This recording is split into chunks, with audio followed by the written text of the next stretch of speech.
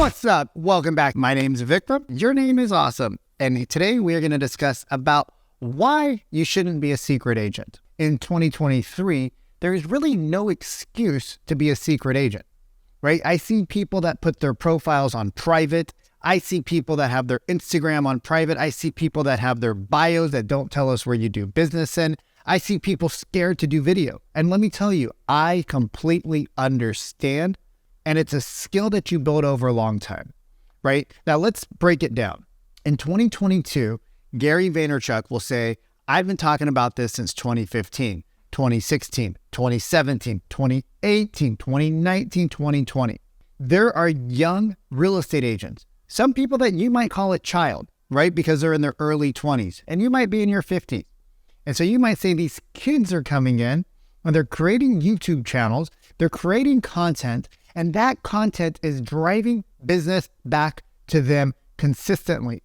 Because here's the thing, when you create content, you can repurpose and multi-purpose it. When you are scared of the camera, when you are scared of what you look like, what you sound like, oh my God, my hair is a mess, you are actually creating a break in how people communicate in 2022. You are actually breaking rapport.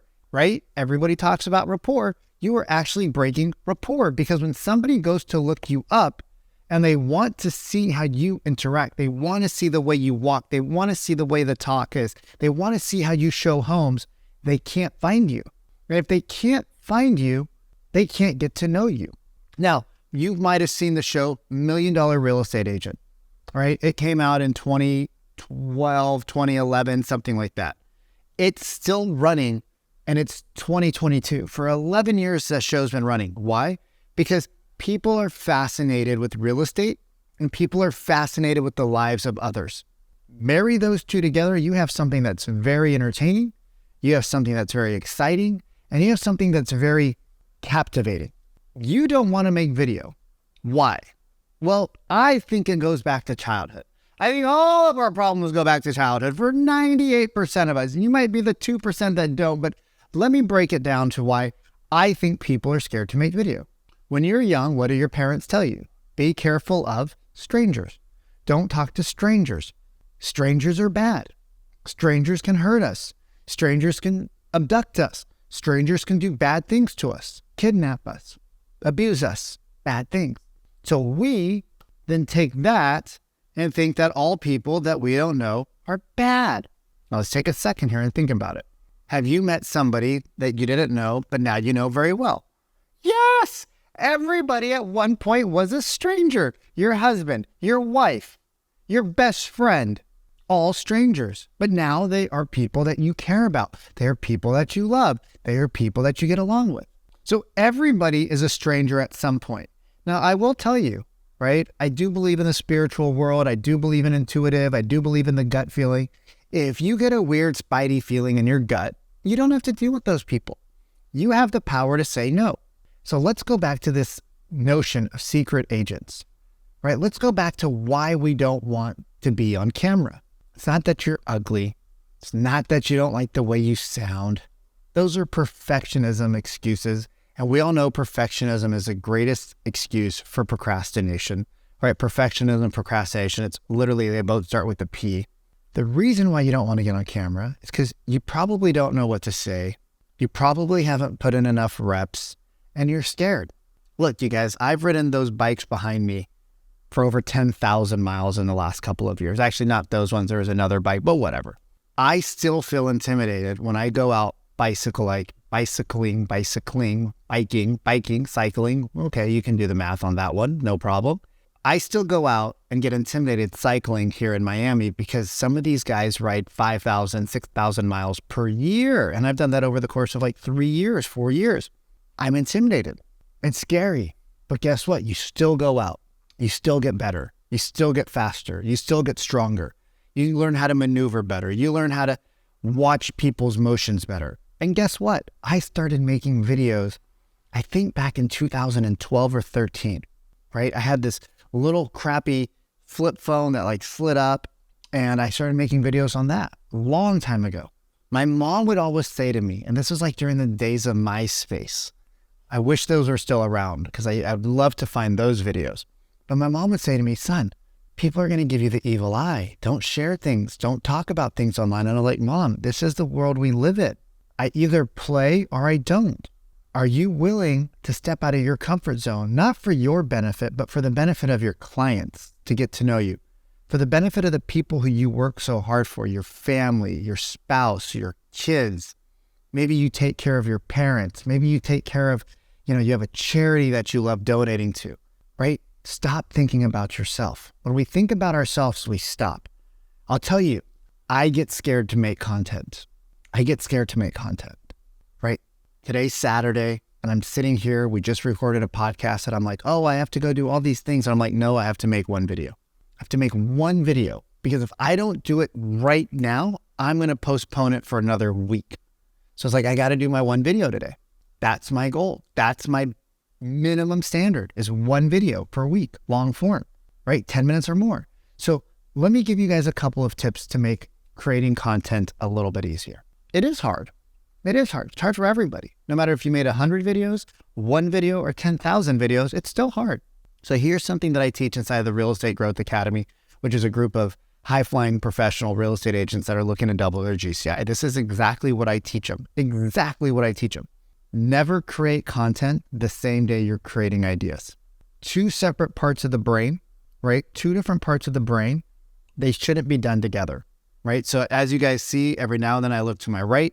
I'm actually looking at my notes. I use a system called Monday, but your cell phone has a note program in there. You just create content ideas, boom, put them in there.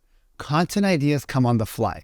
They come when you're walking your dog. They come when you're at the gym. They come when you're biking. They come when you're at yoga. They come when you're at Pilates. They come when you're driving. They come when you're in the shower, late at night when you're sleeping. Grab your phone, boom, put them in there. Just get a running log of ideas. Some of the ideas you're not going to use. Some of the ideas are going to be like, oh, wow, what the hell was I thinking, right? What I started doing now, variation 2 of that, as I started making more content regularly, is if there's an inspiration for that idea, I'll put that in there as well. So like, okay, I'm watching Gary Vee, for example. Well, if I put the idea in there and I don't put the context in there of where it came from, I will forget why I was motivated by that. I'll forget what I would thought about it. So now what I'm trying to do is I'm trying to take the link from the YouTube video, boom, throw it in there and timestamp it. 11 minutes is when Gary started talking about XYZ. 12 minutes is when Lewis Howes started talking about XYZ, right? 13 minutes is when KCM started talking about XYZ. And that way I can go in there, I can reference it, and I can use the content to create a small little script. Now, I go more off the cuff because I don't need the script to feel comfortable. I need a couple of bullet points. I have my references. I typically jot down a couple of notes, and then I go to town. I've been doing this for a long time. Other people, they want a teleprompter and they want to just read the teleprompter. And there are programs with teleprompter so you can read and record at the same time. Find your comfort. What works for me won't always work for you, and vice versa. And that's totally cool. All right, so number 1 is separate your content creation of ideas from your content creation, right? Just put a note, and if you have an inspiration that came for it, try to put that link in your note. Now, you're going to forget sometimes, and that's okay. You'll look at the note, you'll be like, I don't know what that means. So you'll delete it. And then the next time you put it in, you'll become a little bit more organized. And as you do this on a consistent basis, you'll become a little bit more organized, and that's totally fine. Here's number 2. Spend 2 hours a week, right? 2 hours a week in one batch time to create your content for the week. All right, what does that mean, Vikram? So you have all of your ideas on your note, you have all your ideas on your Trello board, you have all your ideas on your Monday board, you have all of your ideas in your whatever program you're using, okay? Now, when it's time to create content, you go and you look, okay, there's this, there's this, there's this, there's this, there's this. Like I'll read you guys the ideas that I have for long form. Why being a secret agent is killing you. Stats that were given out at an event where the top 25% of agents control all the income. Why do you need to learn scripts and how to use one? Your thoughts on building a team and why most teams are broke and broken. Do a video reaction to other videos. You guys, I'm literally just reading my ideas. Frederick Eklund asked me how many suits I owned when I trained with him a while ago. Get your investors ready. right? Scarcity, that would keep us small, worry. And then who, not how. Those are literally my long form ideas because I just decided about 2 weeks ago, I'm going to start my YouTube channel and I'm going to be more diligent about it. So we've been doing the Reels. We've been doing the Instagram, the TikTok, the YouTube Shorts, the Facebook. We've been converting those Reels into a little bit of long form on LinkedIn. Now I'm like, okay, I want to get the YouTube up and running because I really believe that YouTube is where I've been struggling. So now I want to do this. Those are some of my ideas. Super simple, right? So now I have my ideas. Now, if I wanted some bullet points, I've trained this class multiple times, so I'm very comfortable with this material. But let's say I hadn't, I would have some bullet points. And those bullet points, I would just move the camera or the computer screen over so that I would look at the computer very briefly so I didn't break eye contact. As you practice doing this over time, you'll be able to look to the left and the right very naturally where you don't feel like the connection is broken with the camera. But even if you feel like the connection is broken with the camera, that's okay because most viewers are listening to other stuff. Most viewers, when they listen to YouTube, they're in the bathroom, they're getting ready, they're on a bike ride, they're in their car. YouTube is kind of a form of a podcast. So you don't have to just think about like, oh my God, they're watching me perfectly. It's not a TV show, right? People are active with their phones. They're watching you while they're eating dinner, right? So they're cutting their food up, eating, getting water. They're not paying attention to you as much as you think they are, which also helps you with the perfectionism because they're not actually looking at you as much as listening to what you're saying. My friend, she goes, oh my God, I love your captions on your videos, Vikram. I'm like, why? She's like, well, whenever I watch, I'm typically at work, so I don't get to watch your videos as much, but I get to read your caption. I'm like, so let me ask you a question. How much of me do you really see? And she's like, oh, well, that's crazy. She's like, I don't actually really pay attention to you. I see your hands moving and flying, and then I read the comments, and I was like, oh, that's congruent body language to what you're saying in the captions. Think about that, you guys. We put so much emphasis on our voice and on what we're doing, and 80% of people watching video don't even listen to audio. Think about that one. Next time you're saying, I don't want to make a video, 80% of people watch video silently, which is why captions are more important than anything else. Just remember that. So now we got our content creation batched out 2 hours a week. The goal for you at the beginning is to create enough content that you don't have to go back and post or recreate content for the week. You get it done one time. Like imagine if you could prospect one time a week instead of every day, how much happier it would be. Here's how we edit or post our videos. Every day after you're done prospecting, I would probably say somewhere between 10:30 to 11:30, depending on what time you start prospecting. Every day after you're done prospecting, your social media is part of your prospecting, right? It's a long form, it's your brand, but it's part of your prospecting. Imagine if Coca-Cola didn't spend the money and time to create commercials. You wouldn't know who they were after a few months. You'd forget about them. That's why they spend billions of dollars. You spend $0. Okay? So let's put in some time. So every day after you're done prospecting, pick up your phone and just do a quick edit. You can put your phone, you can put the video, upload it, and you just hit the captions button in Instagram and the captions will magically appear. Right? Don't get fancy. Don't try to go out and be like, oh, well, I have to do yours like this and you have to get the lights and the professional cam. Guys, most of my videos I've shot on my camera. I only got a nice camera, which isn't really like super fancy. It's like the most basic camera you can buy. But I only bought this a couple months ago. Not even a couple months ago. And I bought it really for my Zoom trainings that I do with my clients in the Real Estate Growth Academy and my one-on-one clients. That's really why I bought a better camera. I got like $100 in lighting. That's really it. And then I spent on these mics, right? I spent like $180. So all in, you get your cell phone, you get the mics, you get a couple of lights. You can do it for $300, $400 or less if you don't want to do the whole setup. You can do this whole setup for like $100. All you need is one light, like a box light, and like a lavalier mic that plugs into your cell phone. You might need an adapter if you have an iPhone. $50 to $80, and you will sound and look amazing, right? Maybe you get some of these cheap holders. I'd probably get something a little bit better than this, but this was variation 1, right? It kind of works for when I'm doing things on my desk and I'm recording. Super simple. Don't overcomplicate it, right? We love complication because then we don't have to take action. All right, so we have our content ideas.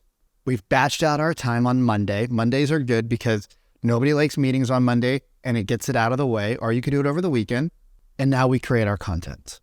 And let me tell you, you should be proud of any content that you create and put out because 98% of agents don't do any.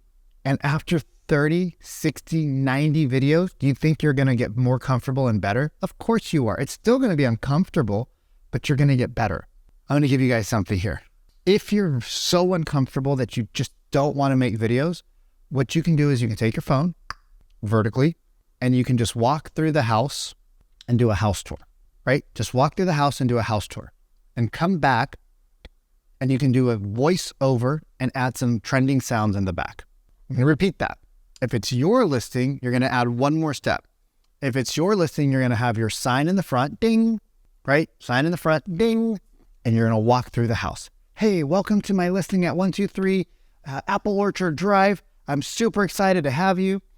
As you can see, this is a 3,000 square foot house. Right when you walk in, you have the main living space followed by the kitchen, the open dining. Look at the high ceilings. It's amazing. After that, you have this beautiful gated backyard, beautiful landscape pool, right? The waterfall, whatever the backyard has. The built-in barbecue, entertainment area outside, perfect for you and your guests. Or just a nice cozy evening, cuddle up with a glass of wine with your dog and loved ones. Let's go back inside to the kitchen. You can see they remodeled the kitchen, right? You just do a quick voiceover. You guys, people love that. People love that. Go back upstairs. You do that 5 times, right? Just go to 5 houses, do that 5 times. That's your week content.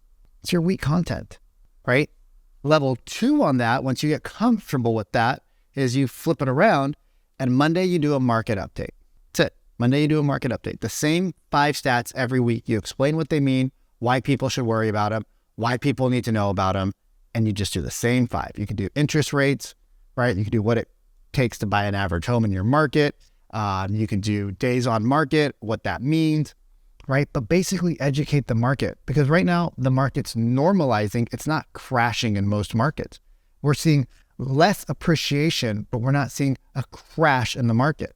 So Monday, you do a market update. Tuesdays, right? Tuesdays, you do a tip of the week. Hey guys, if you're looking to buy or sell, right? If you're looking to buy, give them a tip. Just one quick tip. Quick tip. Tuesday, quick tip, right? Wednesday, you can do a win. Hey, I was working with this client and, I'm so proud of them because when we started working together, they were all over the map. They didn't have their financing in place. They had some credit issues. We sat down. We went through the whole process. I got them in contact with my finance professional. Don't say lender. Nobody knows what a lender is. I got them in touch with my finance professionals. They got their credit repaired. They got some delinquencies taken off. They got the money saved up. They helped them with the down payment, blah, blah, blah. 3 months later, we're delivering keys. Or 3 months later, we got them under escrow, under contract. They're going to close on this house in 3 weeks. Win of the week, right? Just create a theme for every day. So that way, when you're creating content ideas, you're like, oh, this would be that theme. This would be that theme. This would be that theme, right? Thursdays, your tours, house tours, right? Many MLSs, Thursdays are big tour days because a lot of listings come on the market Wednesday. So Thursdays are big tour days. Hey, I'm touring this new construction, right? Hey, I'm touring this, right? And then Friday could be a community day.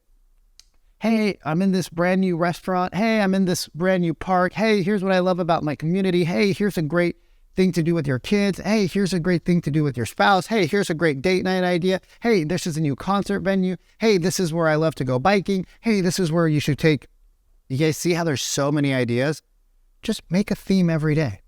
Make it simple for yourself. So that way, Monday you're doing this, Tuesday you're doing that, Wednesday you're doing this, Thursday you're doing that, Friday you're doing this, Saturday, Sunday, home tours again. You will crush it. You will crush it. You will annihilate the market. You will absolutely dominate if you do that. The question is, are you going to do it? Because if you're watching to now, you're interested. You're interested. You're not committed, but you're definitely interested. And you see the value that being a secret agent is costing you. You can see the connection break because you like watching YouTube videos, you like watching Instagram Reels, you like watching TikTok dancers, you like watching TikTok news, TikTok education, right? You like watching all that stuff, but so do your clients. And if you don't do it, they're going to go to somebody that's willing to do it. So break out of the it's me, and break into that I'm doing this for the people that I love.